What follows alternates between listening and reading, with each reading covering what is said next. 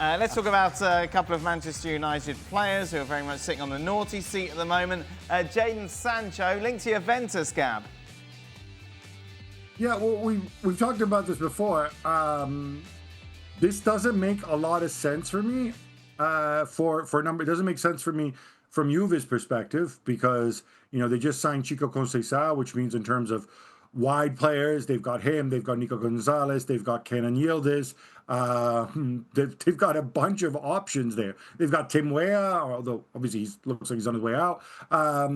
So do you really need a winger? I mean, even though you think Jadon Sancho can be your big reclamation project, does this really make sense? Not to mention that with Tudor and his 3-4-2-1, he doesn't really play with wingers. The two behind are more kind of people who go all over the pitch.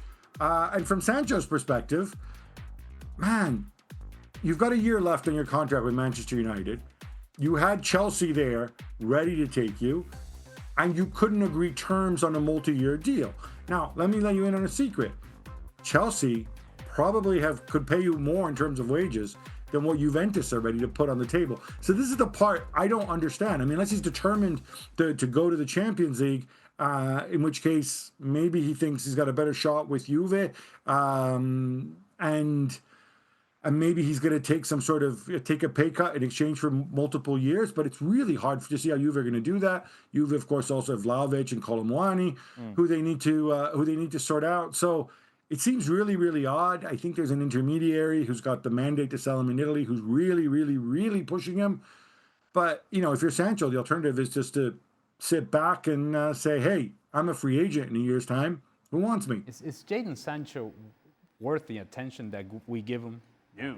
I mean, you look at the productivity over the last 4 seasons, and we just show the numbers there, and it's just, for an attacking player, playing in teams that usually will be attacking teams, and this is what you're getting out of Jadon Sancho, and yet we continue to recycle this conversation, and I tell you. Should we veto this like Liverpool's pre-season matches? Well, I don't know that yes, the conversation about Jadon Sancho becoming the player that people thought he would become, yes, I think we can veto that conversation. The numbers don't warrant the attention that we give Jadon Sancho and that we have given Jadon Sancho over the years. Unfortunately for Jadon Sancho, the person who likes Jadon Sancho the most is Jadon Sancho and nobody else. Wow. Oh, all right. Wow. Okay. That was meanwhile, Garnacho to Napoli, Gab. This is a complete slow burn. And look, Ruben Amorim and United have come out, they've briefed, we got a deadline to resolve the Garnacho-Sancho situation. Guess what? Anthony too, chuck him in there. You don't really get to decide that because these people have contracts, right? So I think Napoli are sitting there. I think Napoli had moved on, frankly. They got Noah Lang. They would love to get another sort of winger type, so they're looking for Ndoye. They may yet pull that off, but I think they like the idea. All right, we have Ndoye, and then, hey, look, maybe Garnacho's the alternative. And if the price drops, and if we can reach a deal with Garnacho's people, remember, Garnacho United view him as a real asset because he's on a very small contract, for what he is, because he's still on his original deal. And it's a longer term contract, right? So that's why they weren't insane when they were talking 60, 70 million. The thing is, nobody wants to pay that.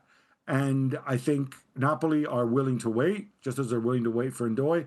And I think they're confident that they'll get one guy or the other as the days pass and the clock winds down towards the window shutting.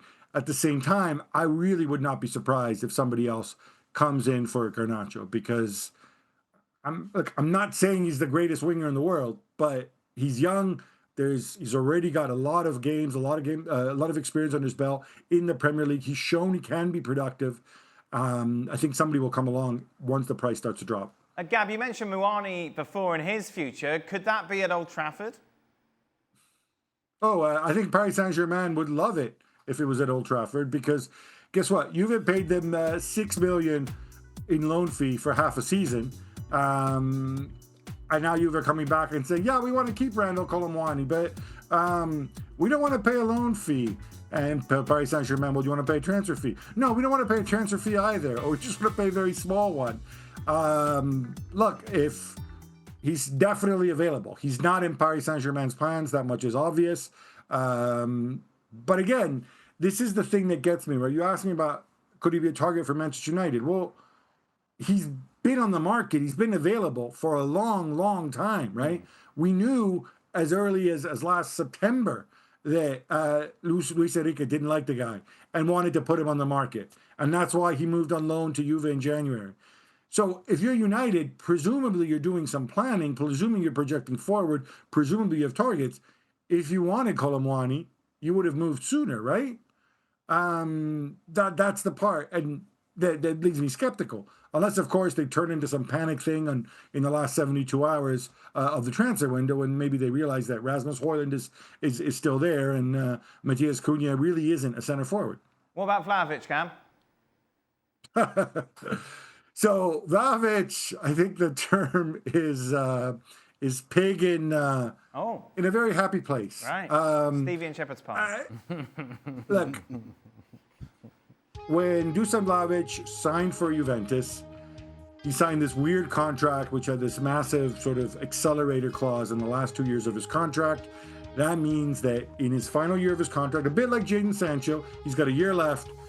He's making close to £400,000 a week, if you like to think of your numbers in weekly pounds. And from his perspective, he's like, look, I think I'm very, very good. I think I wasn't appreciated before. I think he's really, really good too, actually. He's probably not 400K a week good, and Juventus can't afford that anyway. So Juventus have gone to him and said, like, dude, you have to take a pay cut. If we will keep you, but you have to take a pay cut. You know, let's go a 3-year deal or whatever.